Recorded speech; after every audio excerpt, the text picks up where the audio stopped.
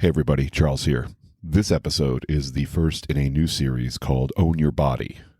We're going to discuss topics and conduct interviews concerning physical health and what steps men can take to stay as healthy as possible for as long as possible. Enjoy, and please share your feedback with us at mindfullymasculine@gmail.com.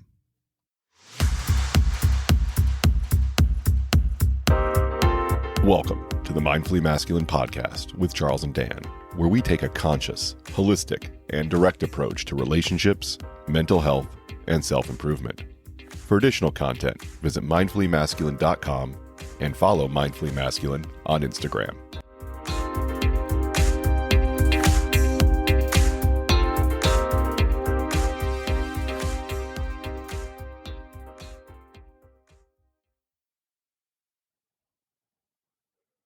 Good morning, Dan.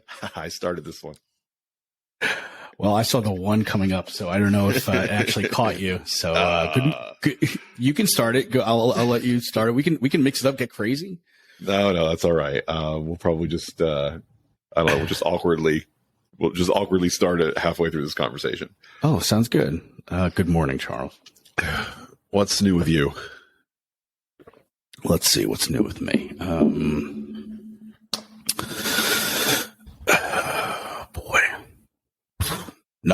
Nothing's new with me. All right. Yeah, good what's talk. new with you? Where are you? I'm Daytona Beach. I stayed over here last night so I could enjoy a little bit of sunset, sunrise at the beach. Stay at this Hampton Inn that often has some really good deals on oceanfront rooms. So I'm on the 8th floor overlooking the mighty Atlantic. Nice. So how did you enjoy sunrise?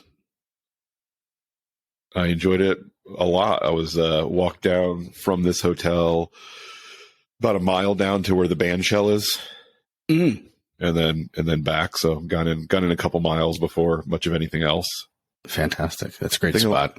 The thing I like about Hampton Inns is their breakfast is usually pretty good for a hotel breakfast. I was telling you before we started recording, they had banana bread waffle batter for the make your own waffle irons, and those were really tasty. But their coffee is really good. They have a light roast sort of breakfasty blend coffee that I really like. And so I went downstairs, filled up my tumbler with free hotel coffee, went for a nice 2-mile walk, and then refilled another whole thing of coffee. And and it's been a good morning. So I started saying that when we recorded the episode out in Dallas, we were reviewing Liz Plank's video. And she mentioned how guys have this unwillingness, or many guys do, not all, but many guys have an unwillingness to stop and ask for directions when they get lost. And we were joking how, GPS has dealt with a lot of that. It's not quite the sitcom trope that it used to be about the guy who, would refuse to ask for directions. But, we kind of drew the distinction between, okay, are you a guy who doesn't like being lost, or are you a guy who doesn't like looking lost? If you're a guy who actually doesn't like being lost, then as soon as you think you're lost, the first thing you do is ask someone for directions, because you want to be lost for the least amount of time humanly possible. And, right. If all you care about is not looking lost, then yeah, you'll drive around in circles for as long as it takes until you figure it out on your own, because you don't want anybody to know that you got lost. And, right. Health can be handled the same way by men, and often is. It's like, I might tell other people, hey, my big concern is I want to be healthy and I want to be strong, because that's what a man is. But if something does go wrong with your body and you're not sure what's going on, but you know that it's not behaving the way that it was, and it's either causing you pain, or there's a lump somewhere that there shouldn't be a lump, or whatever, and you keep it to yourself because you're too embarrassed to share it with somebody, then you don't really get to say that your goal is to be healthy and strong. Your goal is to look healthy and strong, or have other people think you're healthy and strong. And so, it's really, what is your core value is what I'm saying. And if your core value is actually being healthy and strong, then you need to be willing to do the things it takes to be healthy and strong, which would be, go to the doctor. I think it's every 3 years if you're under a certain age, and every year if you're over a certain age. Fortunately, we have an expert coming to join us on the podcast soon. We're going to be talking to quite a few people in the men's health space, and one of them will be your current and my former doctor, Dr. Muzzy's going to join us, and we're going to talk to her a little bit and ask her questions like, okay, when should we get screened for this? When should we get screened for that? How often should we get a physical? And she'll be able to give us all of the accepted guidelines for those things and tell us kind of, all right, if you're involved, if you're interested in keeping your machinery operating at peak efficiency, here's the preventative maintenance schedule that you should take on. Because, it's almost funny. Have you ever had either an argument or a discussion with a girlfriend or a partner who neglected to do the things to her car to keep it safe and running adequately, like checking the air of the tires or getting the oil changed or whatever? I sure have. I absolutely have. Sure. And how hypocritical is it to initiate those conversations with the women in your life when you're not even taking care of your body in the way that you're supposed to, right? Right. Yeah. And I think a lot of that, on both sides, it comes down to effort, right? And it takes a lot of effort, not a lot, but it takes some effort to, keep up with the car stuff. It takes effort to, go to the doctor and, also perhaps have some uncomfortable information and news given to you when there's something wrong, right? Versus just appearing like you're healthy, going to the gym or getting outside and getting some sun and showering and taking care of yourself. You can appear healthy, but you're not actually inside. You may not be healthy. And, it's kind of like an animal where they have this unbelievable pain tolerance. I feel guys, a lot of guys will kind of put up with some low level pain that could be an indication of something more serious for far too long. Kind of like a dog will basically kind of suck it up and won't cry until it's almost on its last legs, Yeah. And I think, the walk it off mentality certainly has that we're raised with has an impact on that, where it's, I remember the movie, The Program. Did you ever watch that about no. It was about a college football program and, a lot of the unhealthy behaviors that college football players, engage in. And one of the guys gets, hurt at practice, and the coach is like, "Are you hurt or are you injured?" The distinction being, if you're hurt, then okay, you're having some pain and it makes you feel like I don't really want to do this again. But if you're injured, then there's actually something wrong that needs to be treated. And as men, we try to make those very uneducated guesses when something is not feeling the way that it did yesterday. Like we'll just say, I'm just hurt. I'm not injured. I'm just hurt. It'll get better on its own. I mean, I did it recently with my with the back issues I was having, which I'm pretty sure I traced down to bad deadlift form. And, my attitude was just like, it'll get better. I'll just rest it and, let it heal on its own. And I was right. It did get better, but, I could have been wrong about that. And just, a quick visit to my primary care doctor could have revealed, oh no, there's a problem here and you need to do something about that. So that's the kind of thing that in the future I should be more mindful of, not just assuming, I just pulled something, it'll get better, give it some rest. And it's like, it's hard to know, where to draw that line. It's like, oh, I felt this before and it worked out this way, so I probably understand what's going on this time too. Mm-hmm. And, we have a tendency to assume that we know things that we don't know sometimes because we don't want to deal with the hassle or the money or whatever of actually getting to the bottom of things like that. Yeah. So, just out of curiosity, do you think it would have made any difference if you had actually gone to the doctor for that, or some sort of, physical therapist, perhaps, in terms of you then doing some follow-up research, in terms of, hey, maybe I need to have someone take a look at my deadlift form or the way I'm doing things? You think that would have, going through that process would have, maybe motivated you to do a little bit more course correcting to kind of prevent it from happening in the future? Yeah, good question.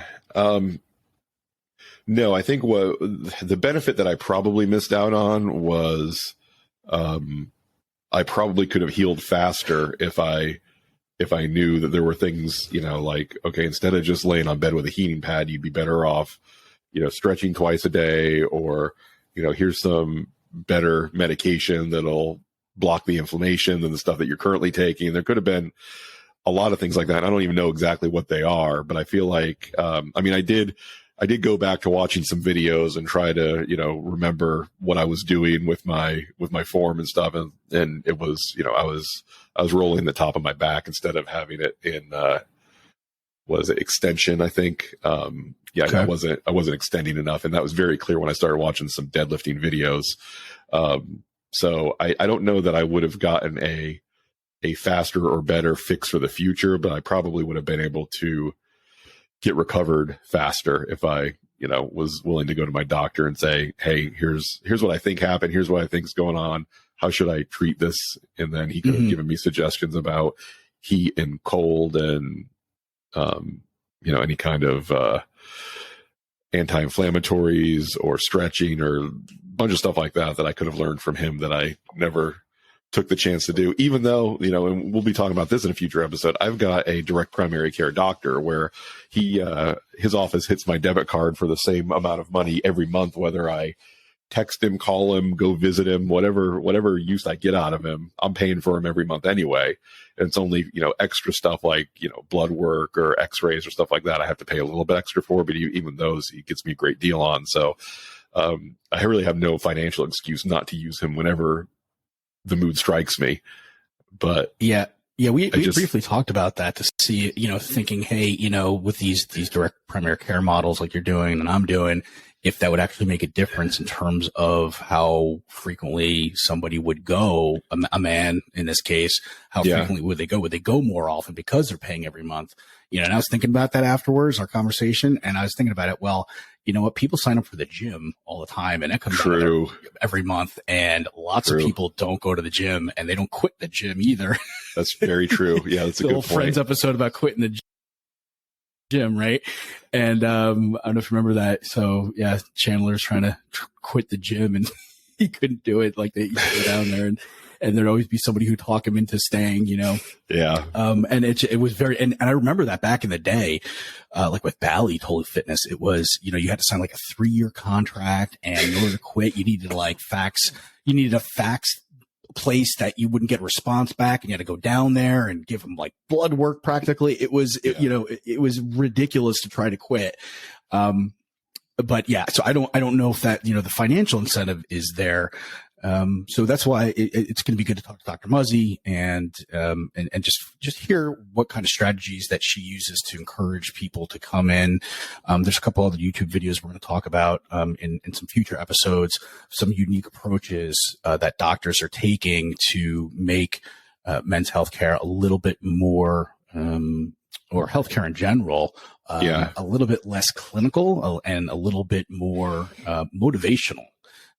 Taking more of like a coaching kind of approach. So I kind of want to dig in there. So I know you had briefly said that you were getting back into lifting for a specific reason, like you wanted to hit some certain benchmarks or whatever, but I don't exactly remember if that was, what that was. And, that kind of goes into a lot of things that we've been studying in terms of habits and behavior, and in terms of a lot of it comes from, and we're talking about Simon Sinek's video, To Start With Why. So I'm just wondering if you had a little bit of a stronger why, a stronger reason to get back into the gym and start lifting again, if you could see yourself perhaps maybe being a little bit more aggressive in terms of finding solutions to your injury. If you had a stronger why, because I don't know if you had really, like if you had like a competition coming up versus just kind of doing it for your own benefit, right?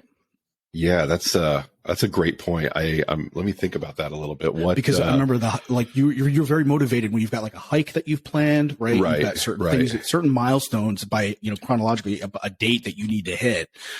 And I think this case, I think it's pretty common with most people. Yeah. Yeah. I need to give some thought to what kind of a reward I can set up for myself, or what kind of if I get this by this date, then I'll do this, or it'll mean this. Like what kind of a why can I do that will be strong enough to not only get my butt in the gym, but when I do hit a hiccup, and we all do. I mean, I'm a guy in my mid 40s trying to lift lots of weight off the ground or off a bench or on my back or whatever.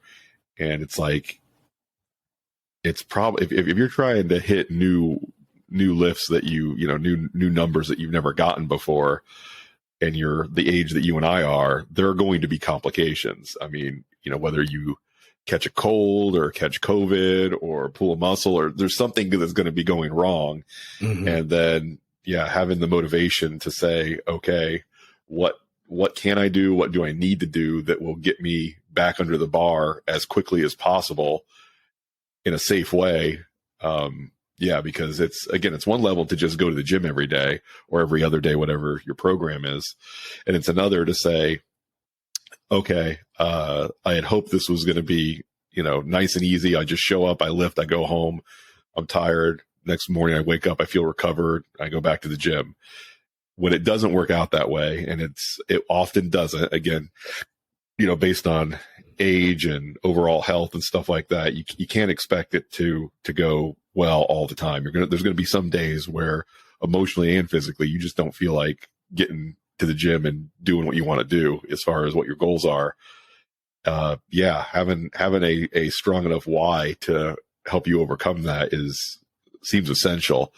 And, I don't think it's hard for me to say that I've ever had that. I mean, one of the great things about the starting strength program that I use for barbell lifting is they have an app, and in the app you can keep track of your lifts and your progress, and it anonymously will let them collect that data so that they can do some analysis on it. And the great thing that Mark Ripito always says about the program is even when guys half-ass it, it still works really well. So even when you kind of don't go all 3 days a week and don't do all the lifts, and you skip a day here, you skip a day there, you get sick, you take a couple weeks off, like as long as you're doing that novice linear progression where every workout you try to put a little bit more weight on the bar, even when you don't really do it the way that it's supposed to be done, you just kind of do it, your numbers still keep going up and you still keep making progress to a certain point. Obviously, once you become an intermediate or advanced lifter, dropping, 2.5 pounds on the bar every single workout just doesn't become possible anymore. Yep. But, so that's, I'm still reasonably strong. I'm still in reasonably good shape, but I've never really developed that habit of, okay, this is who I am. I'm the guy that goes to the gym 3 days a week, every week, no matter what, you know what I mean? And I know guys like you, guys like Rob, you have that discipline and that habit that you've set up, and I've just never quite gotten there 100%. So maybe when we get into tiny habits at the end of this year, maybe that'll be my goal to go from the guy who screws around and gets to the gym when he can, quote unquote, versus the guy who is the guy that goes to the gym X number of times a week. Yeah. I mean, I think a lot of it has to do with internal versus external motivation, and figuring out ways you can ramp up the internal motivation so that you feel really good when you do it, and I notice, and I try to be aware, after the gym, like yesterday, I coming home, I felt really good. I felt really relaxed. I feel like I was happier in general overall. Patience goes up with everything in life, and I just look at it. Seems like it's easier for me to see the silver lining on on certain things, and I just try to notice that when that happens, and really kind of reinforce that to remind myself next time I don't feel like going, that afterwards it's going to be really good. I'm going to feel really good. It's going to be beneficial. So a lot of Tiny Habits talks about how to do that actually, and kind of fake it till you make it, till you start to do that naturally. So, definitely, some good stuff in there. Wanted to, kind of bring it back here in terms of, men's health. I think sure. A lot of the why, for men, it's important to identify that, if maybe it's being healthy for your family, maybe it's being healthy enough to like coach your kids' little league team, or, be able to throw the ball outside, with your son and stuff. And I think where the challenge is, even if you identify that, how do you remember that? When, how do you remember that why? How do you come back to that when you're not feeling well and you associate that with, hey, this could turn into something more serious. This why is in jeopardy now, right? How do you remember all of that and tie that into, okay, this is motivating me now to get my butt to the doctor and get this checked out, right? So for me, there's a little bit of a gap of information there, and exactly how that happens. So I'd like to, do a little research and look into, how to make that happen for sure. Yeah, I was listening to, I think it was an episode of Two Bears, One Cave, which is a podcast by Bert Kreischer and Tom Segura that they have together. And they were kind of talking about, Great name. Yeah, Two Bears, One Cave. Yeah. They were talking a little bit about what they might do for Sober October with Joe Rogan and Ari Shaffir. Those are the four guys that do Sober October together usually. And Bert, I think, asked Tom, like, what was one of the things that, because Tom's in pretty good shape right now. I think he's a year or two younger than me, but he's spent a lot of time with a trainer, and he's in just about as good a shape as I've seen him in. And I've been watching his podcast, the Your Mom's House podcast that he does with his wife for years, and he's in really good shape right now. And Bert asked him, like, what is one of the things that keeps you motivated for your health, for working out and for staying healthy and stuff? And he said he had a trainer who said to him once, I'm sure you've seen those guys who are like in their early 50s, and they're just they're out of shape and they're tired all the time, and they just can't get around the way they want to. And Tom's like, yeah, I've seen those guys. And his trainer was like, it doesn't have to be that way, Tom. You don't have to ever become one of those guys. You can take steps to make sure that you never become one of those guys. There's, between the,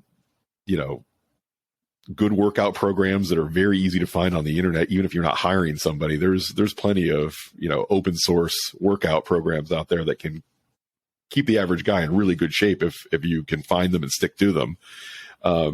As well as just things like vitamins and supplements and TRT, testosterone replacement therapy, if you're a candidate for that. There are things you can do to just not, hit your 50s or even your 60s or your 70s and, just be in terrible shape. I mean, some things you can't influence, but a lot of it you can. And just that knowledge that you don't have to be somebody as you get older that does become, a bit of a shell of what you used to be and a little bit of a burden to your family. You can do things today that stop that from happening, whether you're 18 years old or whether you're 49 years old. You can start working on not being the person that, is just not in the shape that you want to, that you can do the things you want to do. And part of that is, going to your doctor. I read this morning, the new recommendation for colonoscopies is 45 years old for your first one. Yeah. Dr. Buzzy told me about that the other day, actually. Yeah. Did she? I haven't had one yet. Yes. Yeah. I have not had one yet either. I've had many friends that have had them and describe various levels. Sometimes I hear, oh, it was nothing. You just, you drink the stuff and you kind of, they put you mostly under and they do it and you wake up and you're groggy, but everything's, it's not a big deal. And there's some people like, oh, it was such a huge hassle and blah, blah, blah. And, obviously mileage will vary for different people, but, my 45th is in November, and then it'll be time for me to, get one of those too. So you never had a colonoscopy and you've never had the finger either. I have not. I have not. Wow. And, that's actually a question that I haven't asked Dr. Muzzy on our personal calls, is, are there blood tests that would indicate that you really should get it done, or are there certain feelings or symptoms or whatever? Or is it just, hey, you could be completely healthy, you still need to get this stuff done, right? If you're not feeling any problem, you're not having any blood work issues, right? And, is it really a preventative thing, and how necessary is it? So she really hasn't pushed me on it. So, it should be an interesting conversation with her, later on. Yeah. I believe with the prostate screening, there is some discussion that, you can get the knowledge you need to know by the antigen or whatever in your blood. The PSA. So, yeah. But I don't know the exact details on that. I think there's still some doctors that want to do the manual exam every so often, but I don't know what the current guidelines are. So thankfully we can ask Dr. Muzzy about that and see what she says. And, it's,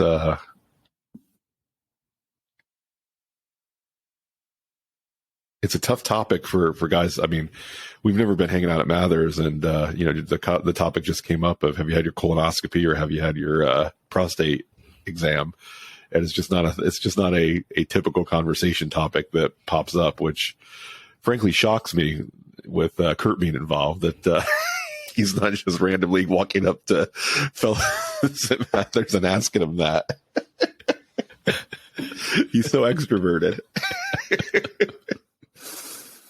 Oh wow! So speaking of laughs, we did watch a video about men's health, and we did, basically Justin Birkbickler, I believe is how you pronounce this guy's name. He has a TEDx talk about why men.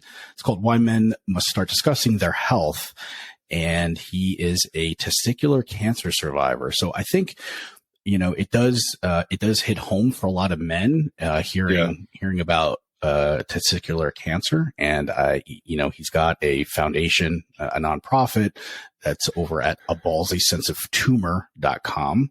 The TED Talk is a little bit different than some of our other ones in terms of he tries to incorporate a lot of testicular humor throughout the video, but there is some nuggets of good information. Like about 60% of men don't go to a doctor even after they have, obvious signs of some sort of something wrong with them. And so I went and I checked out the website, and it's not just testicular cancer. It's also prostate cancer, which my dad is actually getting treated for right now. He's got some good references, and some good information, about both of those things, as well as, how to conduct, basically how to inspect your own testicles for any kind of problems or lumps or things like that, and a lot of best practices around health that is very specific for men. So there is some good information in there. The video is only 11.5 minutes long, and it's got some cheesy jokes in there, but it's cute, and it kind of keeps the video moving along. At least that's my take on it. Yeah, I was a bit more critical of it because I hate puns, and boy, it is chock full of puns. But the guy's doing good work, so I won't bust his chops too much. But wait, hold on a second. You go with busting chops instead of busting balls with this? That's right. That's right. You heard me. Wow. Listen to your highbrow humor. That's right. Yeah, it's really, I mean, I was cringing pretty hard with the rapid fire testicle ball puns. It was a lot for me to handle. But again, the guy's out there trying to save lives, so I'm not going to tear him up too much. But yeah. And he is a survivor. He is a survivor from absolutely cancer. Yeah. He had to lose one of his testicles. They had to take it out, and then I guess that didn't get the job done completely, so then he had to do a little chemo after because it spread. But he's okay now, and which is good. But yeah, I think it's very valuable to have somebody out there saying, "Hey, we need to have these conversations with our friends and be willing to joke about it and talk about it." And because, yeah, it's as awkward as it would be to have a conversation with a buddy to say, "Hey, have you, are you checking your balls regularly for lumps? And are you getting the prostate exam? And have you had your colonoscopy?" The only way that seems even remotely possible to bring up with, some of our buddies is to do it in the way of a funny story. And talk about your own experience and make some jokes about it, and just not, because if you always have to take yourself super seriously, then this is a very tough topic to talk about. But if you're willing to joke about just about everything, like you and I are and our friends are, then this could just be one of the other things that we joke about to say, "Hey, did you get your colonoscopy done yet?" Yeah. Honk, honk. Right. I don't know. Right. Yeah. No, I mean, 100%. I mean, you talked about it, right? With, in terms of, talking about with Kurt and everything. And, my dad, he's a therapist, and he's a family psychologist, and a lot of his philosophy in terms of, and his approach with a lot of his therapies is humor. is being able is incorporating humor into these conversations. And I think that definitely, it takes a lot of the seriousness around it. It takes a lot of like that hard edge around very difficult, uncomfortable topics. It smooths that out a little bit and allows the conversation to flow a little bit. I feel like you can be a little bit less, insecure and need to be a little bit less vulnerable when you're, everybody's kind of in a lighter mood, and so, I think it's really important, that, maybe we should start writing some more jokes about men's health. Maybe we'll task you with that, right? You can upgrade some of the humor. Man, I've done a lot of open mics with a lot of guys who are, around 40, and it is a common topic for guys to talk about their first prostate exam. Like guys who are brand new to comedy, it's like one of the first things that they go to is telling a story about their prostate exam. And that's a good thing. I think, it'd be better if any of the jokes were funny, but it's good that they're willing to get up on stage and talk about it. And, I feel like, we should definitely do what we can to make it easier for guys to have those conversations and to just, not feel weird about picking up the phone and saying to your doctor, hey, there's nothing wrong with me right now, but I should probably come in and get looked at because I haven't had a physical in a while. Or there is something wrong, and I just want to make sure that it's nothing of concern, and just do it. And I will go to my doctor, Dr. Matt, and tell him, it's been a little while since my last physical. I should probably get all the blood tests that you want me to get and all this stuff, because he tells me, oh, you should do this, you should do this. I'm like, no, I'll schedule that, and then I just drop the ball and don't do it. And I will try to use this series as motivation to get all that stuff done that I've been putting off for a while. Yeah. I think we can, maybe we'll dig into a little bit into that for one of our exclusive subscriber episodes on Patreon. We could dig in a little bit in terms of, your experience with Dr. Matt. I'm happy to talk about my experience growing up as a type 1 diabetic. I've dealt with doctors very regularly, multiple times a year since I was about 7 years old. So I'm happy to dig into that a little bit also on that episode. And, what I've found through, seeing lots of different doctors and for a lot of different reasons, and what I've liked, what I haven't liked, and what's worked for me, and what I feel like, needs to change. So I'm looking forward to that. Yeah, I think that'll be good. We can, we'll get into a little bit more of our personal stories, and that will be an exclusive for our Patreon subscribers. That's right. And we're up to 3 of those now. So that is, and if you'd like to, a month of free money, essentially. Right. Yeah. And so how, basically, if you want to join, just go to mindfullymasculine.com/Patreon, and it will take you right to the link to become one of our subscribers. And we're offering, the first 50 at $1 a month. We get an extra episode every week, for life, as long as you are a $1 a month subscriber. We're calling them what again? Associate producers. Is that right? Associate producers. That is correct. That's right. Yep. So you actually are part of the show, and you can also join us. We have some habits that we have a habit tracking app that you can join and see all of the habits that we're doing or not doing on a regular basis. Exactly. As well, if you become a subscriber. And we're talking about adding a few bonuses here and there for our subscribers. So we definitely appreciate it. Helps us keep the show going, and helps us talk a little bit more about men's health and stuff that's pretty important. Yeah, today is we're recording this on September 22nd. It's a Thursday, and today our first Patreon only episode is going to go live. And you and I decided to toss the video and the audio up there in our Patreon. Bonus. Right? Yeah. So sometimes we'll do that so that you guys feel like you're getting a little something extra. So we're going to toss the video up there, and you'll have to sign into Patreon and be a subscriber to be able to see that. But yeah, that should be fun. So, All right, Dan, anything else you want to talk about as far as our getting into our new series? So we're going to talk to Dr. Muzzy. We're going to talk to our buddy Richard. He's done a ton of research into the direct primary care model and is a subscriber to it, just like you and I are. And we all have different doctors. So that'll be interesting where we can talk about our different experiences. And there's also somebody at one of the hospitals in Orlando that does some outreach in this area that I'm going to see if I can get an interview with him, and we can talk a little bit about what they're doing in the community to get the message of men's health out there. So should be a good series. I think we looked at, 6 or 7 weeks or something of talking about this. We'll see how it goes. Yeah, I'm excited. So this will be good. All right. Awesome. I'm good. I'm good too. Thanks, Dan. We'll talk to you soon. All right, Charles. Take care. Bye-bye. Bye.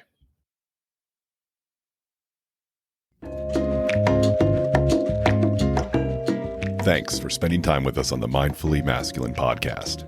If you like this episode or think that it would be useful for someone else, please leave us a review and follow Mindfully Masculine on Instagram.